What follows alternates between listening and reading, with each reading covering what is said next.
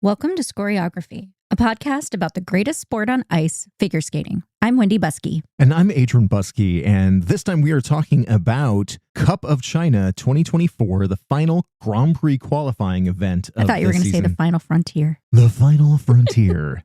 The final qualifying event for this year's Grand Prix series, and as expected, this is where the gauntlet was really thrown down, particularly for the women's event, which was so strong. I think it was easily the strongest women's event of the entire season so far. Yeah, absolutely. And a lot of other really great events here as well. I think pairs was maybe a little soft compared to some of the other ones, but I think there was a lot of good stuff in the men's competition. Ice dance was really strong. There was some awesome stuff in there, but I think the real story is the women's event. 100%. It's the women's event. And I do want to say I am so thrilled to report that unlike previous years, this was really not the Cup of Chaos. I felt like it diminished that reputation a bit and really came through looking pretty strong overall. But I think the strongest would be Amber Glenn, who took her second gold medal of the Grand Prix series and looks amazing. It's just such a refreshing new Amber Glenn that is the consistent Amber Glenn.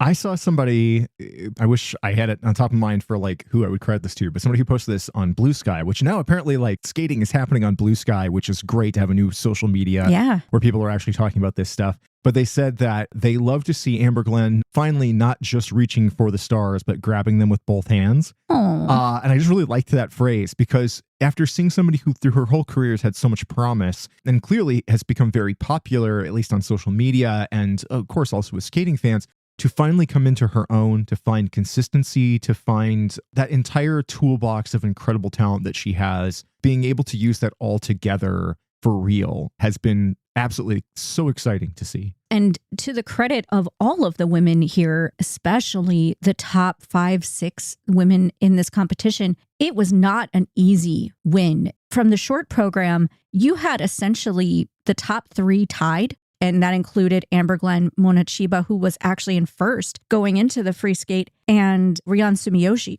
And by having those 3 women essentially tied and the 2 behind them not more than like a point or 2 behind, it was like going into a new competition in the long. So it was a nail biter to say the least. And all of the top 6 women performed maybe not to the best of their ability. I know a few weren't as good as the others, but overall still really showed up and made this a world-class event. The story through so much of this season has been Amber Glenn having really gotten her mental game together along with her terrific skating. So we can see her, one, just doing extraordinary work with that triple axel here in that free skate where it looked incredible. Like she got a cue call on it in the short program, which I loved her shade on it. Like, really don't know about that cue. Like, good, fight back. Yeah. I mean, because looking at the video of it, that cue looks clean. Yeah, it looks clean, but it was undeniably clean in the free skate. And even if she had problems here and there, it didn't stop her from pushing through the program with all of her fire and all of that commitment and skating ability and those beautiful edges and all of the complicated footwork. It's just, they were gorgeous programs. It's so exciting to see a woman at this stage of her career becoming fully realized. You know, I love seeing Amber Glenn be a 2-time gold medalist on here. I love that she's our U.S. national champion and is representing the U.S. like that on the international stage right now.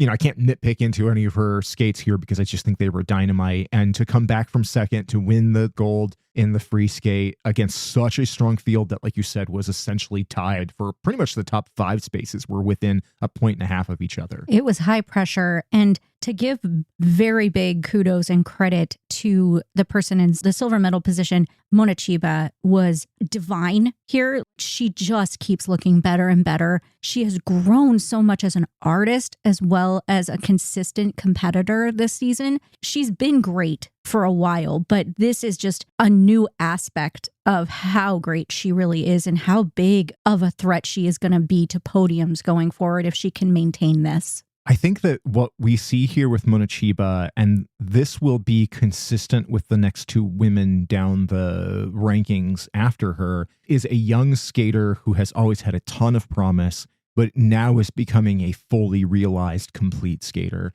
The expression on the ice, the joy the drama, the extraordinary skating skills, beautiful jumps. I mean, Mona just looked fabulous out there. In the end, I think she was really happy still being in the silver. She seemed super pleased with it. She did, along with Amber, qualify for the Grand Prix Final, which is, a big deal. A huge deal for both of them. Yeah. And there's a little less than 4 points between them. I mean, we look at the top 4 women here, all scored over 200, which is terrific. And they all did it with beautiful programs that weren't just technically proficient, but were artistically full and complete. We talked about last time how this was going to be such a nail biter, and it was, but it was also just so enjoyable. Like it was just all of these skates were so fleshed out and so beautifully performed. It's been a while since I've seen a women's competition that was that compelling beyond just the top few. Like NHK was really extraordinary whenever you look at the women on the podium, and especially Kaori Sakamoto and Mona Chiba, but the depth wasn't there. Maybe it was also just that there were so many different styles. The competitors all didn't have a lot that matched. Everything felt different. And in third here, you had Cheon Kim, who has looked so good this season and just had one kind of bad competition. And it wasn't even that bad. It just wasn't good. I mean, she still landed in 4th at that competition. It wasn't terrible, but by her own standards, I'm sure she's not happy about it. But regardless, here, she turned in a score that would have won 3 other Grand Prix. And she doesn't get to go to the final. Well, I have to say that Cheon Kim had my 3 favorite programs of this event, and I'm counting the gala alongside. It was beautiful. I love her Tron program. I think that free skate is lyrical and beautiful. I absolutely loved her La La Land gala performance too. That one needs to be in consideration to adapt for her free skate next year, I think. It just worked so well on her, and her personality came out with it. I think that she should put a pin in that. Let's use this maybe next year. Yeah. Very early on this season, we were looking at Cheon Kim and thinking, oh my gosh, this could be like our new world champion this year. I mean, she looks so strong this season. Unfortunately, the Grand Prix has not worked out quite as well as we were expecting from her. But both of those competitive programs here, I thought looked super sharp. Cheon is somebody who, in the previous seasons, we were talking about how she was a very competent skater with so much quality on the ice, but her expressiveness needed to level up. It didn't seem to always touch her face. It didn't always seem to go out to the crowd. It seemed kind of inward. That's changed a lot this season. She has really learned to express herself on the ice. What we saw here across those 3 programs is a much broader range of emotional intelligence in her programs. I just can't wait to see how she continues to develop as a performer and as a competitor. I think she's the first alternate. She's the first alternate. Grand Prix Final. Yeah. So it's not out of the realm of possibility that she could end up there if something happened over training in the next 2 weeks. But regardless, I think she should be really proud of this stuff. And I loved those programs. Absolutely. She should be proud of herself. And please, the Korean Federation, do not burn her out. She's so good. Let her continue to grow and thrive. And then just off the podium here, but still with a very strong performance, was Japan's Rion Sumiyoshi. Rion is a fabulous skater. And again, one of those skaters who has grown so much over the last season or so. There's been such a maturation to the way that she skates. She's still super fast and super powerful and dynamically very different from a lot of the other women in the competition. She did dip from that 3rd spot into the 4th place here with a few little errors. But Rion is still super strong. And again, with a 2:02.45 here, would have won other Grand Prix this season. So she is highly competitive. She just happens to be at an event that was full of really high-powered skaters, and she didn't perform quite as well here. But I really like both these programs. I always love Rion's commitment to really striking costumes.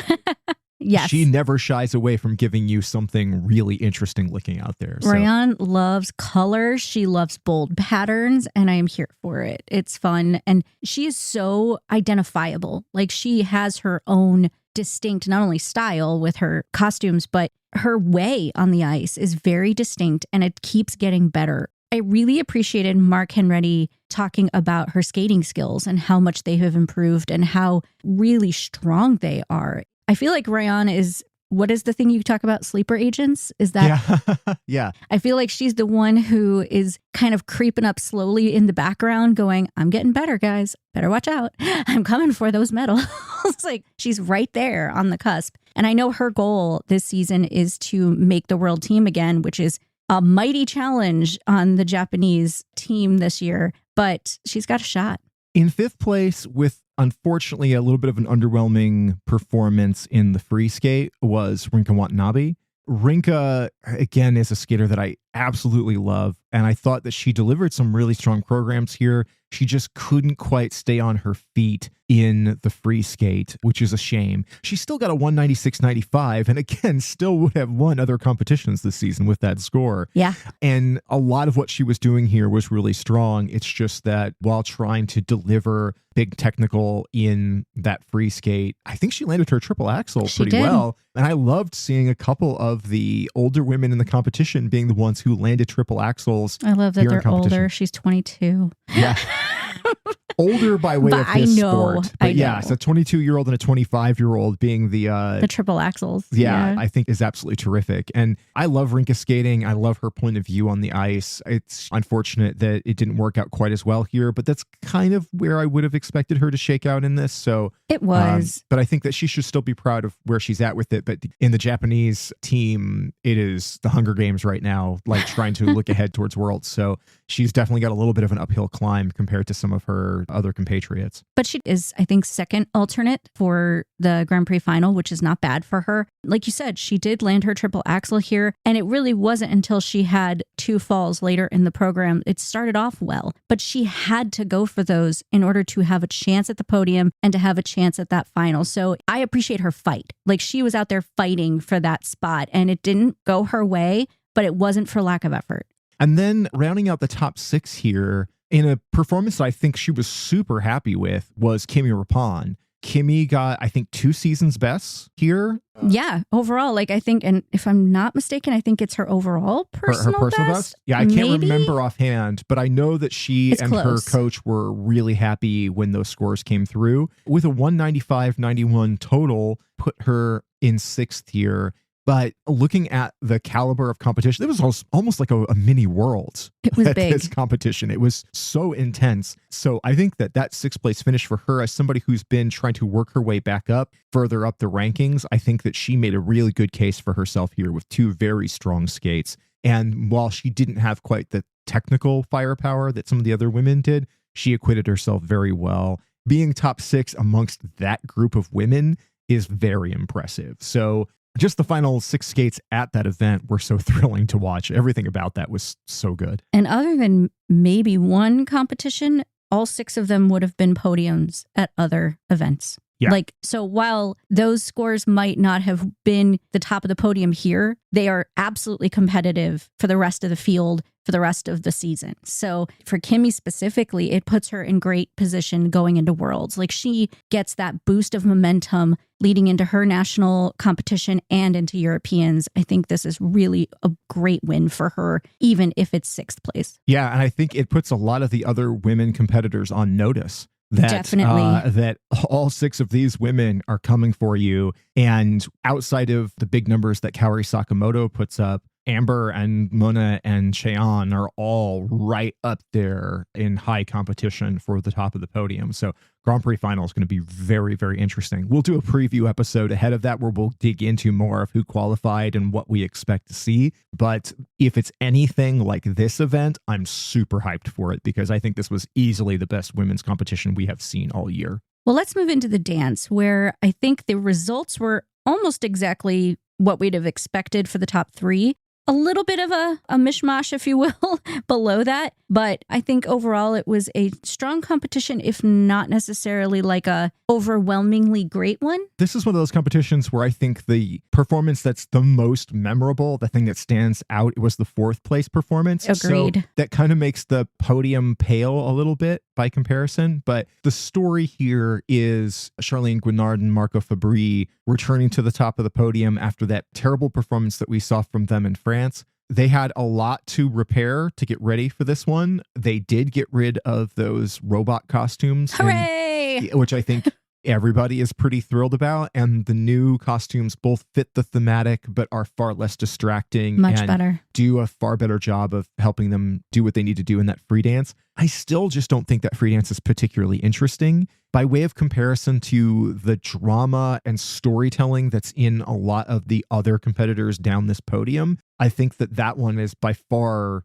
the least interesting of the top 5 here. But Charlene and Marco are such great technicians that they're doing things that just make them stand out above the field, at least in the eyes of the judges. Still think their rhythm dance is awesome. It was phenomenal here. Probably the best I've seen them do it. It was really, really good. And I think they needed it. They might have had a better technical iteration of this before this competition, but emotionally, I felt like they were so ready to prove a point that their rhythm dance just sold super well. But I agree. The free dance, I'm grateful for the costume change. Thank goodness. And they've made a lot of changes to the program itself following the disastrous competition in France, but it's still not compelling. There's some stuff that they do in there that's astounding. They are remarkable at what they do. And it's a choice. I appreciate what Mark was saying again, that by them doing this program this season, it's them taking a risk. They're doing what the Snake Charmer program was for Chalk and Bates and what a lot of teams do to try to go out on a limb and try something different. And I appreciate that. This one for me just keeps falling flat. Their score was certainly fantastic, but I think it was around a 124. The top 2 scores of the season are from Chalk and Bates and Gillis and Poirier, and those are both 128 plus, 129 plus. So while it's not a 1-to-1 comparison because those are different competitions and different judges, it does feel like it's sending a slight message to Charlene and Marco, like, yes, we appreciate you, but we're still not in love. So I expect Charlene and Marco to continue to iterate on this. The fact that they made as many changes as they did in 2 weeks, this program probably will improve significantly before Europeans as they polish and refine, but I'm still just a little left empty from it. I do appreciate that they took the feedback and applied it. They did the work to make improvements, and you could see the fire in them that they were not going to let that happen twice, that they were not going to allow a bad competition throw them going into this one. So I think they did a fine job. I really appreciate this team. I just wish I liked that free dance more. That's a good way to put it. I have the opposite reaction to Marjorie Lajoie and Zachary Lagat because their free dance is breathtaking. I mean, it just pulls me in so much, but I really can't quite get on board with the rhythm dance. It doesn't work as well for me. The Austin Powers theme is fun and cheeky, but it just feels like a pale comparison to like last year's Thriller oh my rhythm gosh, dance. it was so good. Which they did in the gala and was pretty underwhelming, but they had obviously watered it down. Just felt kind of strange. But the story for me is that free dance to The Sound of Silence, because that to me is just a remarkable piece of skating and storytelling and uses that music to make such an immersive performance. What I appreciate was something that was said about that program is that it doesn't have the same flash or innovative movement this year because they had time away that they had to take due to Marjorie's concussions and they weren't able to necessarily create new things. So they're kind of repurposing some of their old moves within new choreography. And it doesn't matter. It doesn't diminish the program in any way. They still just have such amazing skating skills. They are so invested in everything they do, invested in each other. There is just this oneness with each other that is really amazing. And they could not be more like polar opposite kind of personalities when you see them off the ice, but it just works so brilliantly. And I'm an unabashed Lala mega fan, so I absolutely adore that long. I'm probably more fond of the rhythm dance as well, just because I'm there of a humongous Lala fan. But I agree, like Austin Powers has never really been my thing. So I don't really get into it. But as I've mentioned on several episodes, I'm not really into this whole theme this year. So it's not just them, it's everyone. I kind of feel bad to say this, but if there was a set of performances that really didn't hold my attention very well at all, it was actually Christina Carrera and Anthony Pomerenko. They took third here. They were very strong. The programs looked good, but for whatever reason, they just did not connect to me emotionally or just maybe as an entertainment value. I just found myself sort of wandering in both of them. I think that free dance is terrific. And early in the season, when we first saw it, I was so taken with it. But at this particular competition, for whatever reason, they just didn't quite land with me, but they were still skating at a really high level. I actually weirdly think I liked the rhythm dance here more. And I don't really like that rhythm dance that much because, again, it just feels a little hollow. But I felt like they were just super on. It just flowed perfectly. They were aggressive. They never felt like they were shying away. It felt just very natural and organic and very engaged with the audience, especially. But I agree. I felt like their Carmen is a fantastic piece, but I almost felt their nerves. Like they just felt a little tight, and that program needs abandon. And I didn't see that till maybe the last 30 seconds of that program, whenever they were really just going for it. And I want them to go for it throughout the program. And I think the music and the theme require it. And it just wasn't quite there, but it was enough to get them to that third place podium spot and also to get them to the top spot of alternates for the Grand Prix final. The last time that we saw them in their first Grand Prix qualifier appearance, by the end of the Carmen free dance, they were looking a little blown out, particularly Christina. You could see her kind of chasing the music through the rest of it. And like you said here, I think that they really came alive in the last part of the sequence. So I think that is good. It feels like the conditioning is better, or maybe they just got rest this time. But yeah, just for whatever reason, it didn't work as well for me. But still, CPOM is a strong team, and I've loved seeing them move up the ranks. But like I mentioned earlier, the real takeaway for me at this event was just how great Olivia Smart and Tim Dieck were. I love this team. I have loved this team since they got together. I know there's been lots of questions about how their styles don't work together. I've never agreed with that. I felt like they've shown promise from the beginning. And I get they're very different skaters. They had long partnerships with other people that worked really well. But this feels like the season for them to prove to everybody, hey, pay attention. And the judges are really giving them that respect that they deserve. The fact that they're moving up as quickly as they are, it's the Dune program. For all that this is the season of Dune, and there is so much Dune, what I have seen universally online is this is the Dune program of the year. So while there are many, this is the one. This is the one you should watch, that you should enjoy and appreciate.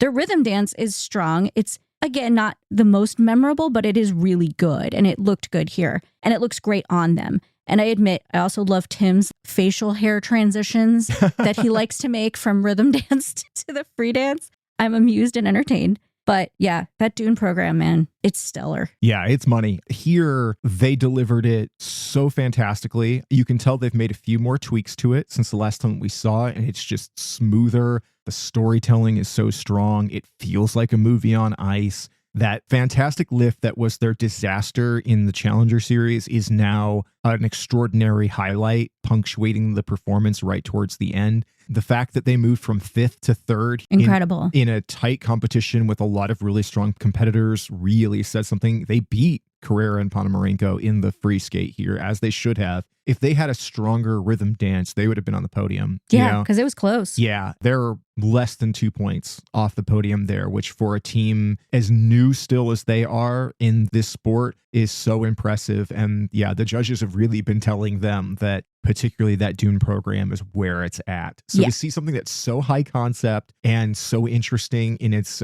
presentation perform that well is a huge statement. And seeing them get some respect is awesome. I also want to give gigantic props, especially to Olivia Smart, but also a nod to Christina Carrera, who had a collision in the warm-up. Oh my God, yeah. And both still skated well, especially Olivia, who went down on her back, and you could see a giant red mark across her back the whole time she was performing. The fact that she did as well as she did is astounding. From what Mark was saying, it's like collisions are no new thing to ice dancers. It happens to them a lot in practices and stuff because they just move so fast and so often backwards across the ice and with so many people on the ice at the same time. But it is pretty scary whenever you see that happen. And Smart and Diek were fabulous here and definitely were my highlight from the ice dance. But I still want to give a big shout out to Yulia Turkila and Matthias Verslus, because even though they dipped down into the 5th place position here, particularly after winning the bronze at Finlandia, this team is always so inventive. Their rhythm dance is one of my absolute favorites of the season. They so understand the assignment. They so deliver all of the social dance elements that are absolutely recognizable from the era that they're portraying. And it's super fun. And then that tango Didn't look as strong here, but is still magnetic. It's an incredible program. They just had issues with twizzles. They had issues with the last 30 seconds of the program just got a little messy. It was so good in so many ways and then just flawed here and there. And to me, that's just shoring it up. It's more time. It was just a bad day. It was also back-to-back Grand Prix assignments. Exactly. That's exhausting. And I have a lot of faith in this team that they are going to continue to push the top people on the podium, maybe leading to the Olympics, but most likely after the Olympics, whenever we see kind of that changing of the guard that always happens. I expect them to be one of the top teams in the world. It's a shame to see what I think is one of the best free dances of the season land lower on the podiums like this, because I think that tango is magnificent. But yeah, they just have to fix up some of those little issues. But I do want to point out what we're seeing kind of building, which is you look at Charlene Guinard and Marco Fabbri, you look at Olivia Smart, Tim Dieck, Turkila Versluis, Fear and Gibson, who are not here but are on their way to the Grand Prix final. Europeans is going to be lit. Oh, yeah. Yeah. The ice dance competition, Reed and Amber Levicius, who, by the way, shout out to Allison Reed, who is now a Lithuanian citizen and can compete at the Olympics. That's incredible. Fantastic. Congratulations, Allison. That is amazing. And I cannot wait to see her, and Salius, obviously, at Europeans and getting to celebrate that a bit and compete alongside all of these great teams. So lucky us that we get to see it. But man, that's going to be a rough competition. And then just to round out ice dance quickly, Carolyn Green and Michael Parsons did a nice bit of work here. Numerically, they're a bit behind the top teams and they're sitting in that sixth place position. But really, for Carolyn and Michael, this is all about trying to climb back up to establish themselves as the third top American team. They've got stiff competition this year because the American ice dance team is quite strong and there's a lot of vying for that, being right behind CPOM and Chalk and Bates. And I think they made a really good case for themselves here. These programs are nice, so much of a return to form from what we've seen from them in previous seasons, but have definitely seen them diminish over the last couple. I think their rhythm dance is perfect. Don't change a thing. Their free dance is mesmerizing and it is spot on their style. It looks amazing. I loved it. It didn't hit with the audience and you could feel the energy difference with that audience. And the judges are an extension of the audience. And whenever the audience kind of has a tepid response, it leans into the judges having a tepid response. With them, I'm just always worried that they're just getting left behind, even though they only seem to get better. Like to me, this is much, much better than we've seen from them in 2 years. It just didn't feel like it quite landed. Maybe they need to rethink just the end. But at the same time, as a viewer and someone who loves their style, I at home am sitting there like bated breath for more. Like, this is great. This is exactly what I want. But I don't know. It just felt like it faded a little bit by the end. I think the choreography from Jean-Luc Baker it's beautiful. Is absolutely spectacular in that free dance. But yeah, I think the program itself does need to lead into a bigger crescendo. I do want to note that Carolyn Green helped choreograph the rhythm dance. Yeah. And we've talked before about how much the rhythm dance seems to favor her and really highlight her. And that makes a lot of sense whenever you factor in that she helped choreograph it. And it seems to lean really into her stylistic touches and her big, bright, big-eyed personality out there. So yeah. I really like both those programs. And so I hope that this is a sign of good things to come for this team. I hope so. Well, let's move into the men. Shun Sato finally has his gold. Yes, Shun Sato finally at the top of a podium with a piece of cold gold hardware for himself. And the Grand Prix, I love it. Yeah, and he did it pretty strongly. I mean, this is still, it's a very tight competition for 1 and 2. And I think that there's some argument to be made that the second place skater actually comes away as kind of the superstar of the event. But Shun going into a competition where he really got an opportunity to prove that he is the second strongest Japanese man in their deep field of competitors right now. He delivered really nice skates here. He still needs to work a little bit more on that presentation, but the dude has some of the best jumps in the sport. Oh my God. His first few jumps in his free skate, his jumps in his short, he has such impeccable technique. It's so good. It's so fun to watch. Just from an athletic standpoint, they always talk about how your arms, if they're out too far and you get too much air, his are like locked, glued to his body. He's just so tight. It's incredible. That said, watching his gala, I was so happy to see, and I know it's a gala, it's not a competition, I get it, but watching his gala, I kept yelling out loud at the television. I'm like, Shun, look up, hype up the audience, because it was fun music. He was skating to something upbeat. He was doing huge jumps. Like he did a quad toe, triple toe, I think, in there. In spotlights, in gala. But as great as that was, and it was fun as it was, I'm like, I want you to just smile at the audience and lift your arms up at them and ask them to come on in, ramp them up. You've got a 4 on the floor beat, get the clapping going. Yes, it was right there for you. And I think that actually frustrated me more, because I'm like, when you're doing something classical or something serious or intense, fine. This music is made for it. I'm like, the crowd is here for you. They want to give you all the love, and you let them not.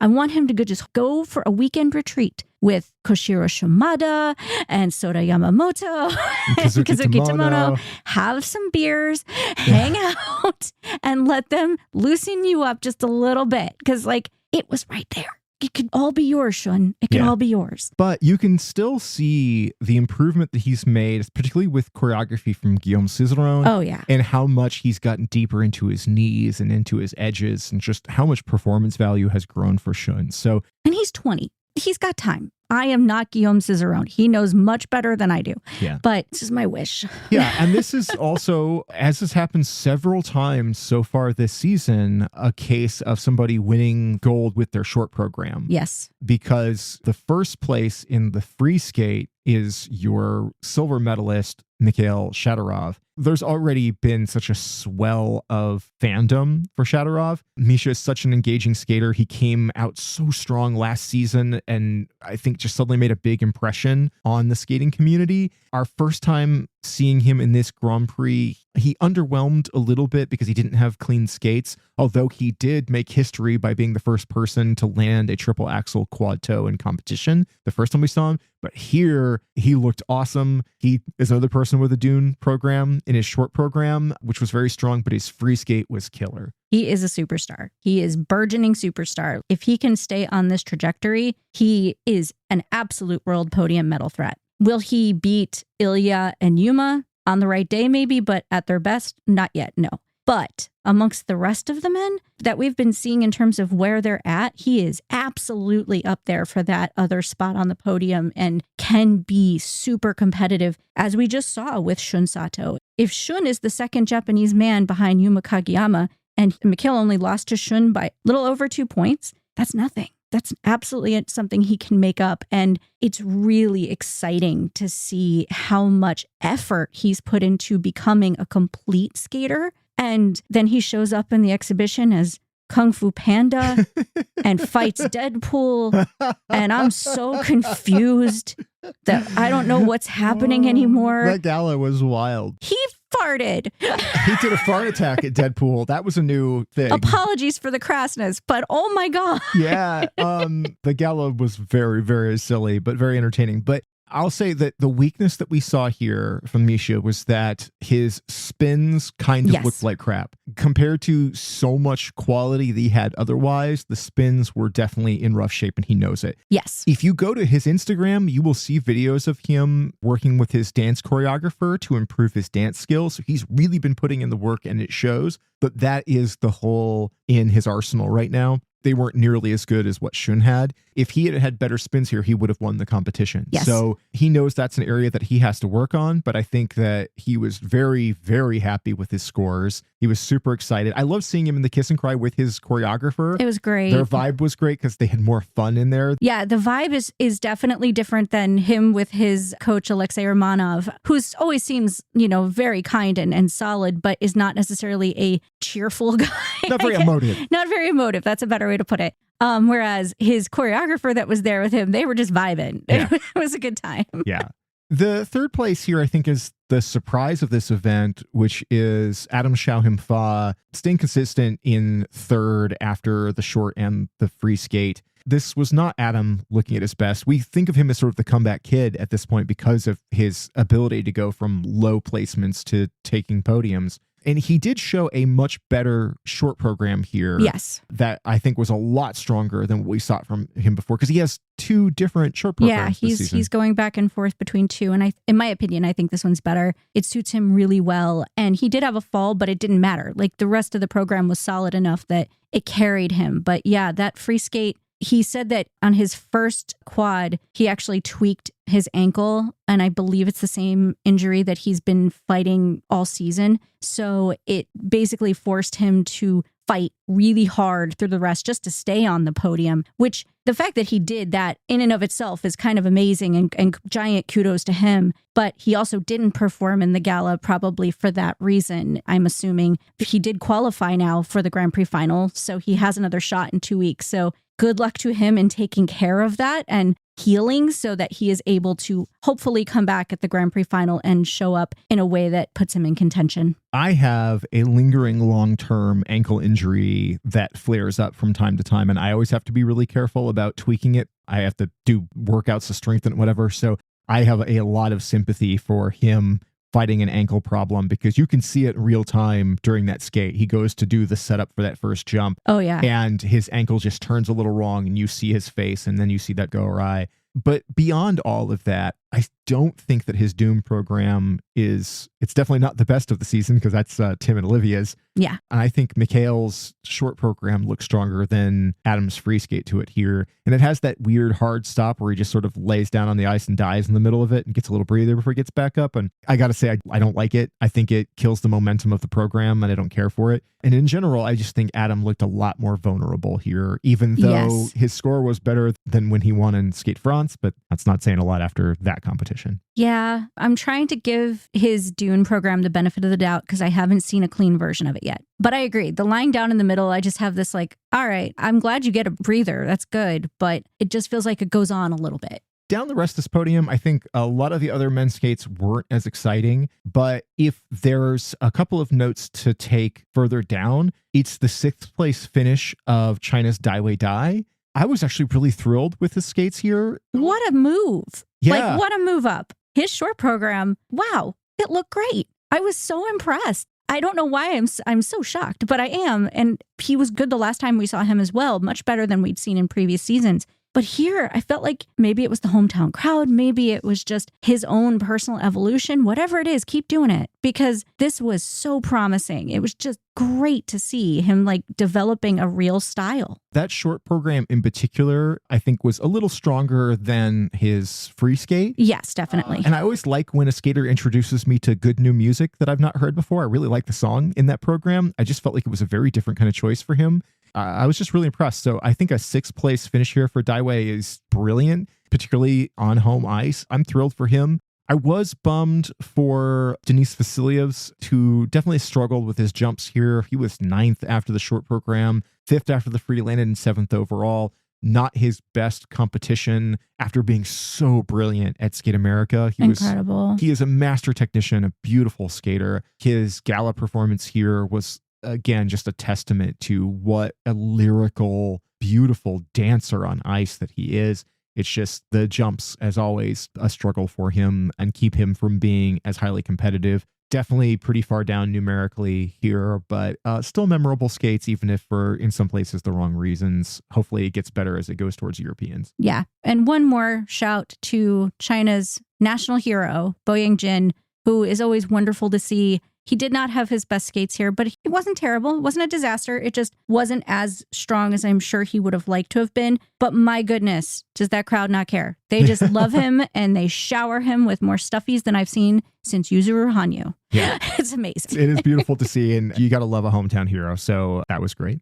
So pairs competition will wrap us up. And I would actually venture to say this was a surprise win here from the Italians of Sara Conti and Niccolo Macii. I think Conti and Macii came out in that short program with winner face on. They came out with total game face, absolute confidence, like they were ready to get on top of that podium. They were 2nd in the free skate. Again, they won on the power of their short program in a lot of ways here. And the 2nd place German team of Minerva, Fabian Haas, and Nikita Volodin were definitely struggling a bit because Minerva had some sort of food poisoning that she'd gotten out of the way over there. So they were a bit diminished. But last year around this time, we were really seeing Haas and Volodin peaking. Yes. As they just won everything on the Grand Prix. This time last year, Conti and Macii didn't look very good. And now they're looking so strong. This was really compelling stuff. They barely eked this out by, I think, less than 2 points over Hassan Volodin. But just in general, I think that they really made huge strides over this past season. They've clearly settled some of the emotional issues that were hampering them in the past. And what we're seeing is much stronger skating in some really fun programs. They, frankly, just like beasts out there. Like, there is something to the point you made, like winner energy. They came out confident, focused, and really performed in a way that I don't know that I've ever seen before from them. It was really fantastic and definitely makes the case for them as consistent podium threats for the rest of this season. And watching them was exciting because as I was watching them perform, I could not help but start doing the math of Italy has them. They have Guinard and Fabri. Daniel Grassel is now in the Grand Prix final. And last week at Finlandia, we saw Larinaki Gutman on the podium. So they have a team ready to go to Milano Cortina next year for the Olympics. And it's a threatening team. It could be really great. And also we have the team trophy at the end of this season. So Italy could make a case for themselves there, which would be pretty exciting. Interesting. For poor Minerva and her food poisoning, I felt terrible. But that said, their free skate might not have been as lyrical and beautiful and emotive as they often are. But man, was it still good. And while you could see her face getting redder and redder, and you could not help but be like, don't throw up. Don't throw up while watching her. It was still like really remarkable and incredible grit to go out there and still perform to that level. My only struggle with Hassan Volodin this season, I feel like I've said his name 3 different ways this episode, but my struggle with these programs is that they feel very samey to last year's. Yeah, I don't feel like like they changed a lot going into this season. Unfortunately, that lets my mind wander a little too much during these. But yeah, they're such a great team. They're so strong, obviously hampered a little bit here by illness. And that's plagued them several times. But last year, we saw them win the Grand Prix final while Nikita was incredibly ill. Yeah. And they went out and delivered extraordinary performances while he was absolutely miserable to the point he couldn't even emote in the kiss and cry. So, you can't count them out even when they're struggling. And so I think that second place finish here was still a strong showing for them.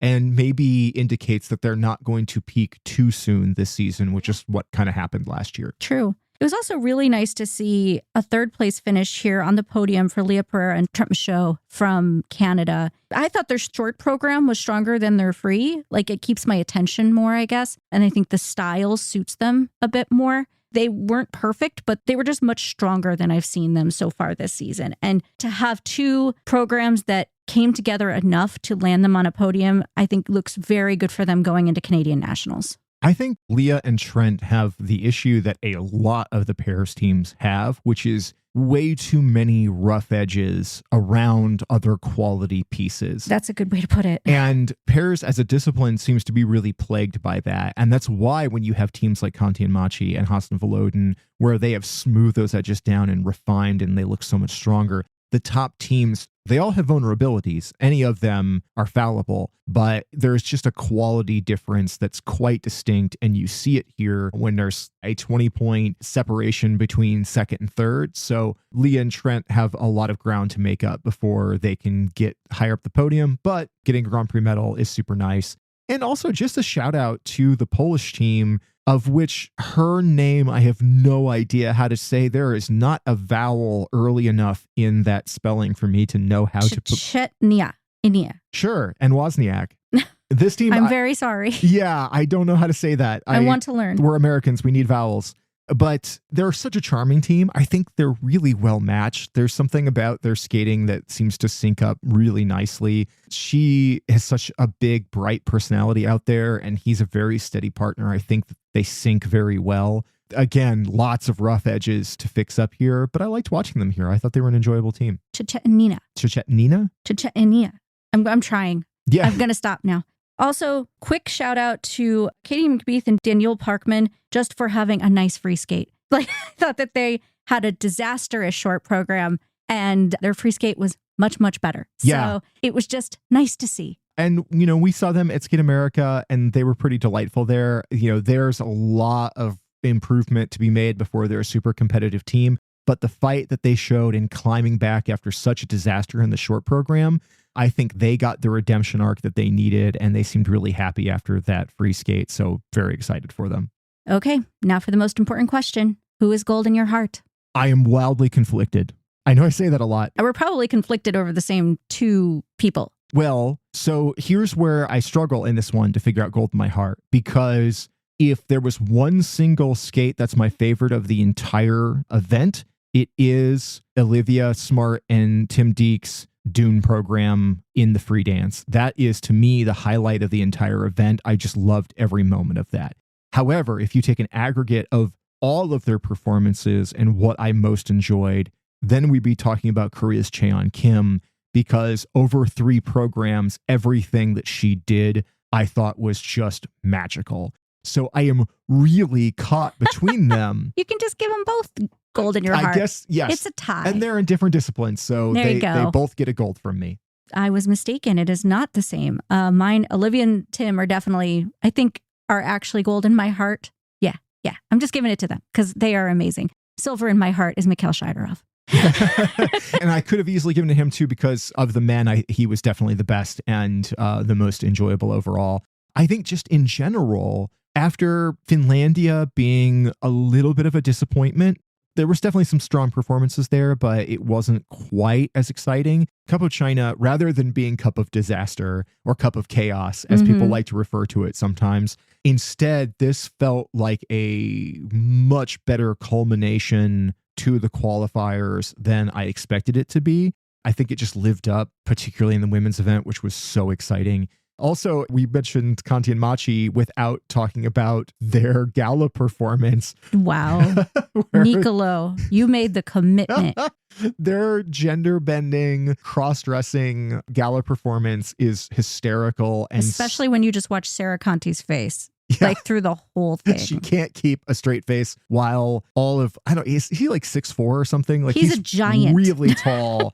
And he's out there in a very short skirt and dress, a backless dress that really shows off what great back muscles that Nick has. Usually the women get to show that off, but Nick was like, no. If I'm doing this, you're going to see it all. Hold my leotard. You're going to see It's not much different than Trent Michaud coming out in a tank top and then flexing. Yes, because Trent is not a tall guy, but dude is jacked.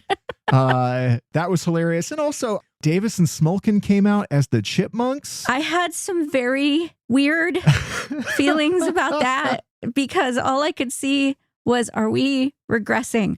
Are we going back to the ice capades, y'all? Can you remember the 80s and 90s? I can, because I'm that old and I remember the work that was done to get skating taken seriously. However, that said, it was hilarious and I do enjoy the Deadpool and the Kung Fu Panda. So I'm very torn. I'm very conflicted. I think that as long as an exhibition gives you a wide mix of silly programs with serious ones, it delivers on the personalities of the skaters. Yeah. I definitely would not have expected that out of Davis and Smolkin. No. Also, just shout out to closing the gala performances with Rose and Bruno Mars' banger song APT, Apato, which is only been out for like a month. And so to see that song at the finishing ceremonies of a big event in China and the skaters having a great time. If you watch that video and watch the front line, all of the women in the front, they just ate, to use the kids' term, the choreography on that. But everybody was just having such a great time. You could tell it was really good vibes.